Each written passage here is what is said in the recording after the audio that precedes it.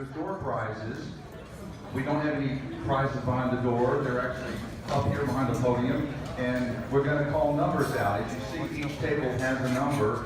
And so obviously that is your table number. Now, what we need is one person on each table to designate themselves as number one. It has nothing to do with superiority. Just start off by having the ladies announce the main numbers, and then we're going to give you some surprise. And if you have your table announced and your seat announced, please come on down when we count for the numbers.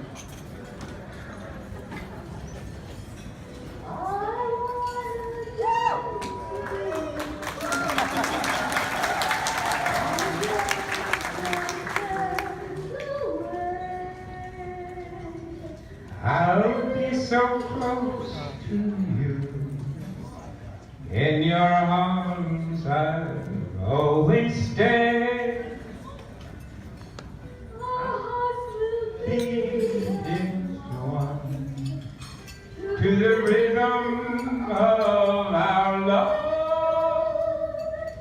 It's always been said that life is a song, so why don't we both just dance along, around and around, together we do. Oh, I wanna dance with you. I wanna dance with you. And when the dance tears away, I'll be so close to you. In your arms I'll always stay. Our love will be in tune to the rhythm of our love. It's always been said that life is a song, so why don't we both just dance along, around and around, together we do. Oh, I wanna dance with you.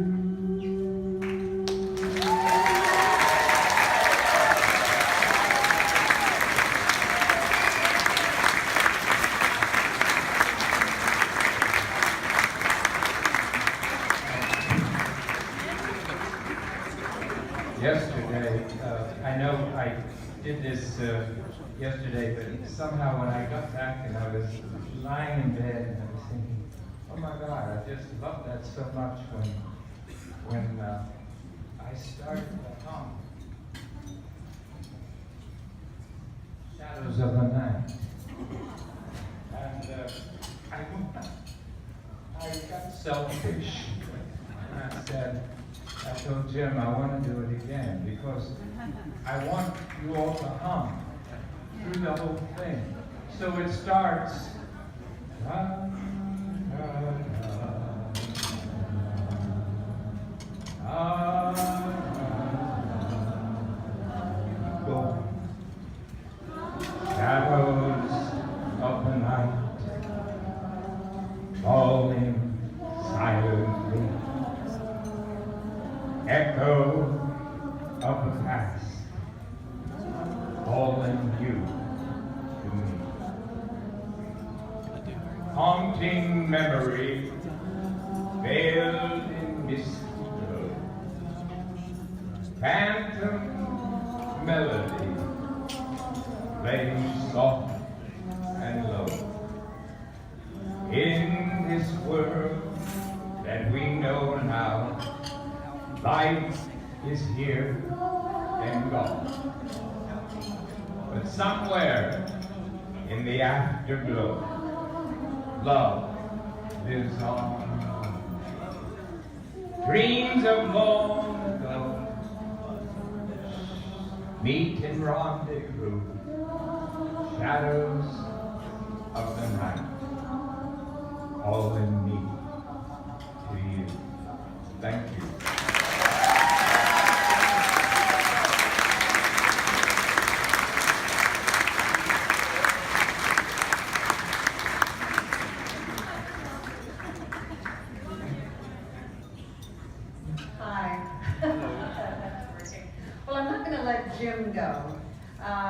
because we just have to thank him for putting this together. None of us would be here without Jim Pearson. So could you all just take a glass of together and let's toast Jim Pearson because he's kept this thing going and he's going to keep it going. So we love you, Jim. And let's all hope he gets a good night's sleep tonight.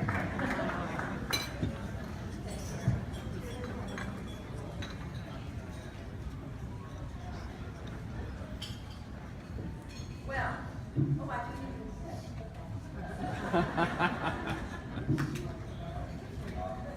Okay.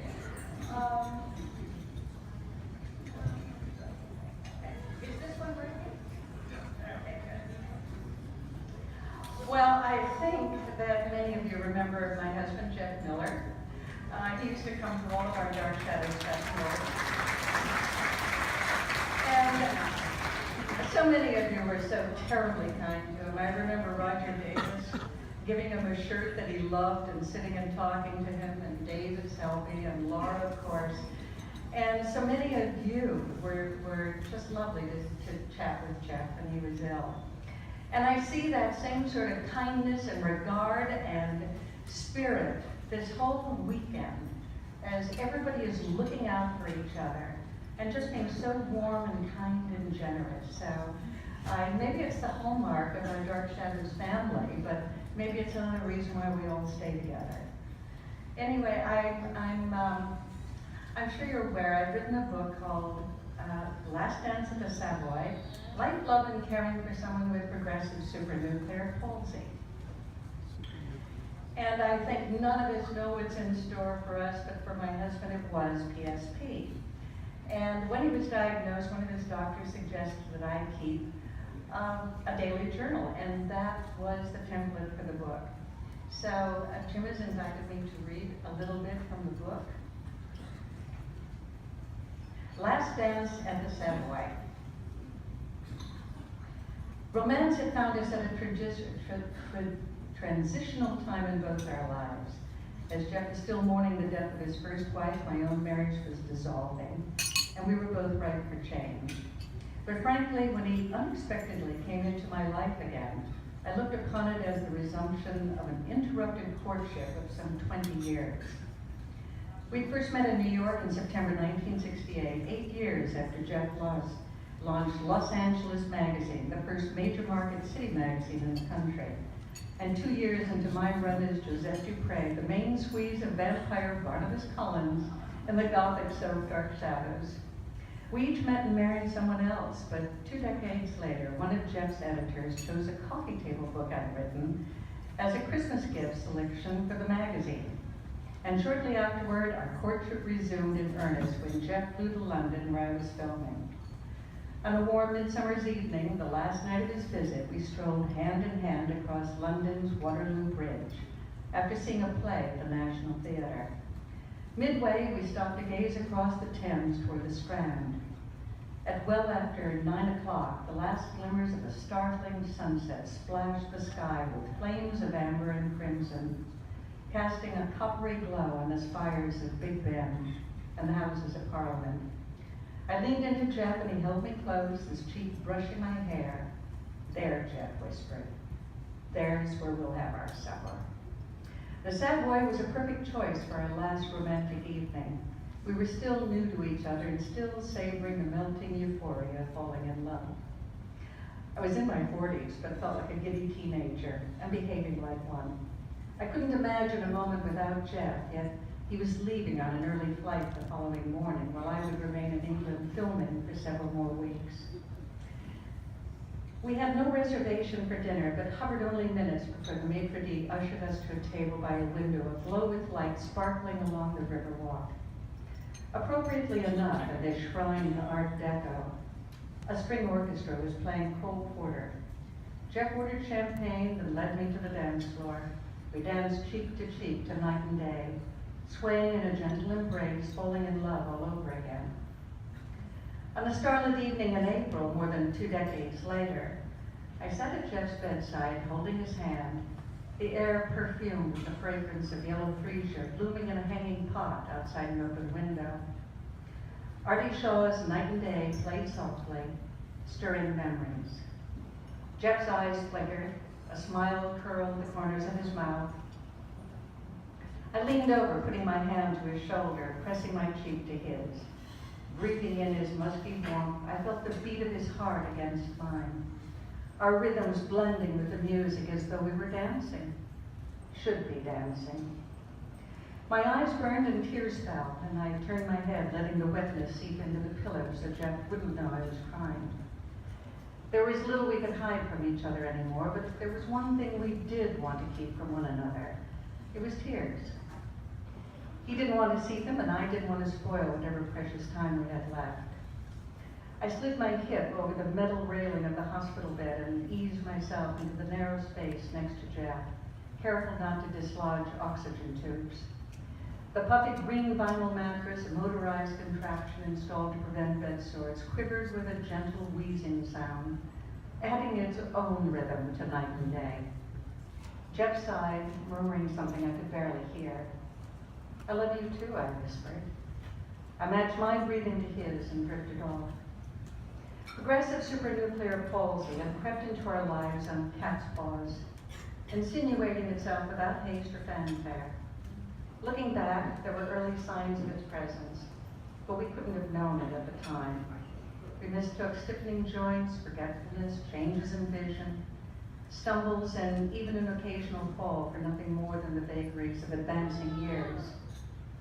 There was no pain or suspicious shadow on an X-ray to alert us, but the falls became more frequent, more severe, and that's how we came to realize something was wrong. Perhaps it was just as well we weren't aware of Jeff's condition sooner, because there was nothing we could have done about it. The outcome was inevitable, as it is with these prime-of-life neurological diseases that also afflicted Robin Williams, who had Lewy body with dementia, and with actor Dudley Moore and billionaire financier Richard Rainwater. Our way of dealing with the insidious, relentless advance of this progressive disease was to go on living with as little disruption as possible. No pain, no discomfort, Jeff would say when someone asked how he was doing. I'm lucky, could be worse. That evening in April, when the end was near, we didn't let a hospital bed get in the way of lying close, sleeping in each other's arms. We were together, alone through the night, because that's the way we wanted it. Later in his final hours, I sat holding his hand, my head on a pillow next to his, listening to CDs of his favorite music. Then as Artie Shaw played Cole Porter, my fingertips brushed his cheek. His eyes open, brilliant, blue and clear. He looked so young, his skin taut and smooth, igniting memories of the man who had captivated me decades earlier. If life is a miracle, so is death. The beginning and the end profound in the suddenness. The music of Artie Shaw and Cole Porter played on as I kissed Jeff's forehead, smoothed his hair, and let him go where I couldn't follow. My memory is still vivid of being wrapped in his arms, dancing on the Savoy. Thank you.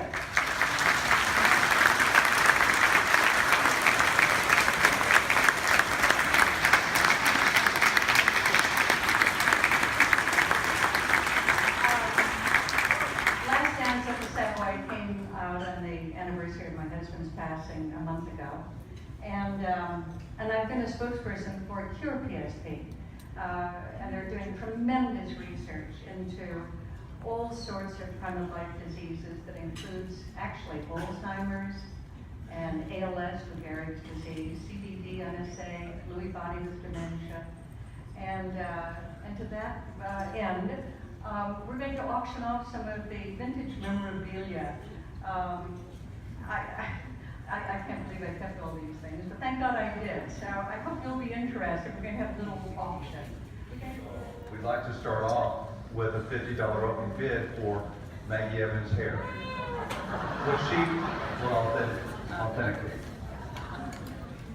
Okay, do we have an opening bid for Maggie Evans' hair? Her, what's the proper? It's not a full wig. It's a fall. Okay. Okay. We have an opening bid over here on table 20. Thank you. We have $50. We have 75 over here at table 1. Thank you. Maggie Evans, fall. We have 100 up front here. Scott, table 14. Thank you. We have 200 from Jimmy in Texas. Thank you, sir. We have 300 over here. This is a very unique item indeed. Very special cause. $300 on table 1. Thank you. We have $300 for Maggie's hair fall. Beautiful color. What color is that hair? It's auburn. Yeah, it's great. Goes with everything. Okay. 300. We have 300 up front. Got 320. We have 300. 325. Going once for 300. Oh, back in the back, the man with his hand in here. 350. 350. Thank you very much for a very great cause. $400 up front. $400 for the auburn hair. $400. Yes, sir. 4. We have 400 up front. 4 1/4. We have 425. 450 up front. We have 450.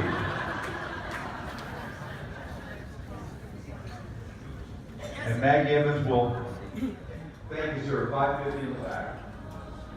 550.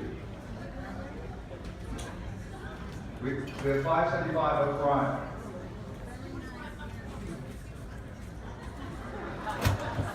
We have 600 back. Thank you, kind sir.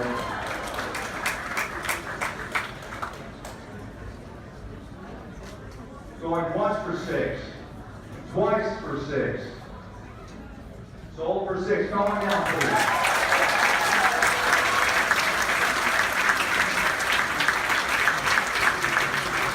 Dan Norman, come on down.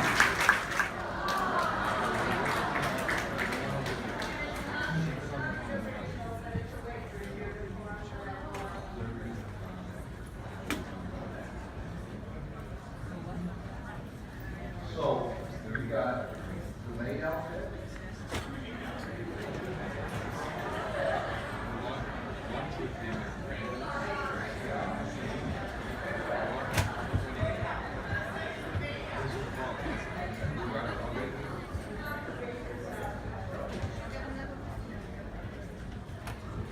What kind of shoes are you calling? Saddle shoes. Richard, come hold it up there and say, first anniversary photo when Jonathan joined us. Yeah. So this is amazing, and we need to start off at $100 for this ensemble, which is a fraction of, this kind of rarity for a TV show. We don't have this kind of stuff. This is, you can say, we have 100 opening up. We have 500. Thank you, kind Jimmy. All for a great cause. We have 575 in the rear. Thank you, ma'am. 575.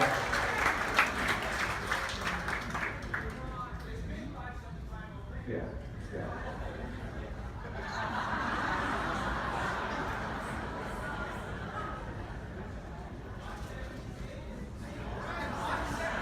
No, you can't. No, you don't do that. Okay, 575 going once. 575 going twice.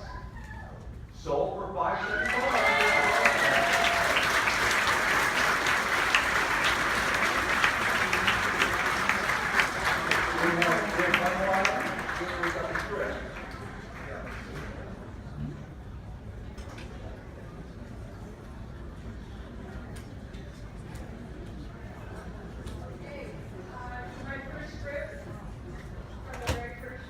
Yes, this is episode 1. It's an original.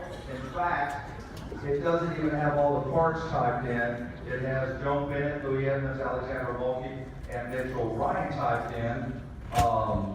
But Catherine's is written in pencil.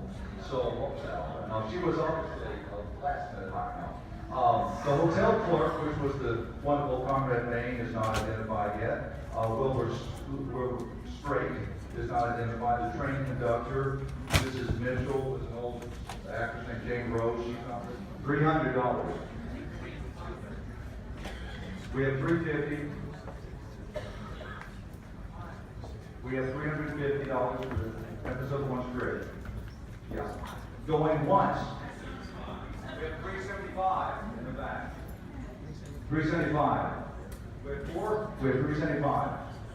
We have $400 up front. Thank you, kind sir. Pure PSP, in memory of Jeff Miller. We have $400. Going 425. Going once for 425. Twice for 425. 450, thank you, ma'am. 450 for the script. Episode 1. We have 500, thank you. Very kind. Yes, $500, right? Okay, thank you. $500 going once. $500 going twice. Oh my goodness, 525 in the nick of time. Thank you. Going once. Going twice. Okay, 550. 550. Thank you so much. Going once. Twice. Sold for 550. Thank you.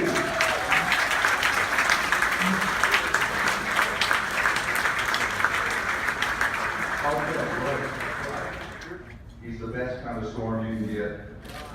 He's a jet storm.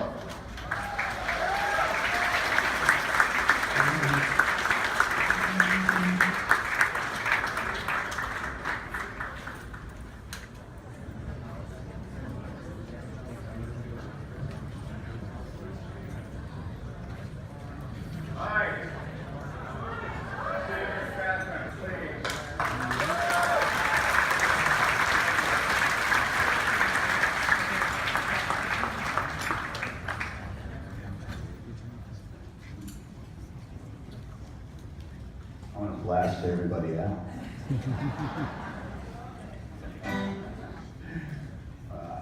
Thank you.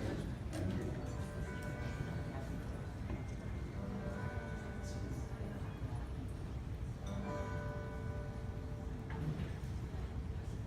I appreciate it. Thanks. Can you hear it okay?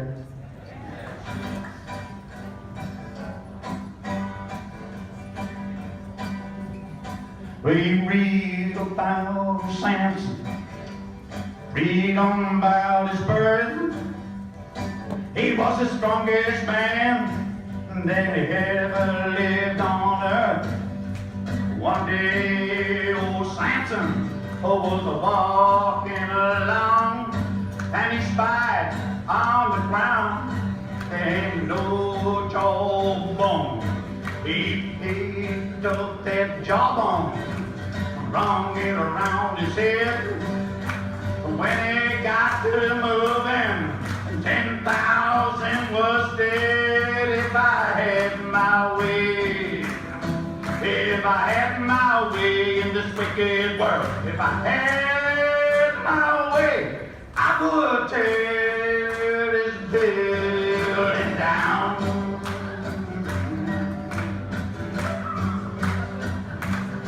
With Samson and the lion got into attack. Samson, he climbed up on that lion's back. He read about the lion. He killed his man with his paw. Samson put his hand around that lion's jaw. He rode their old beast till he was dead, and the beast made honey in the lion's head. If I had my way, if I had my way in this wicked world, if I had my way, I would tear that building down.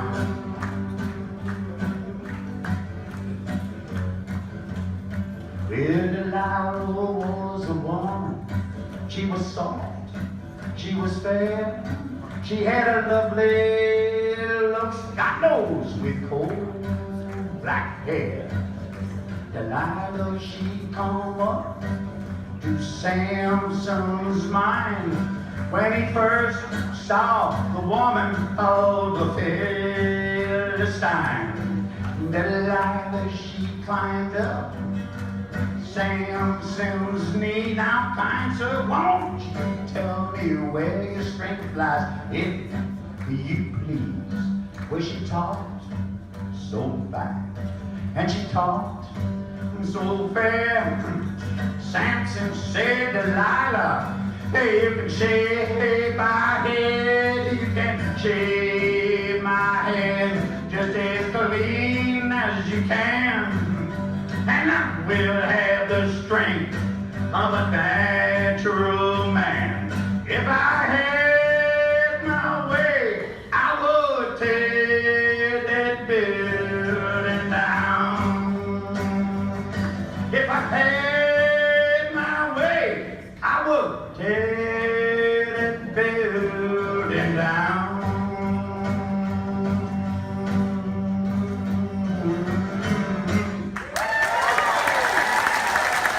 Thank you. Thank you.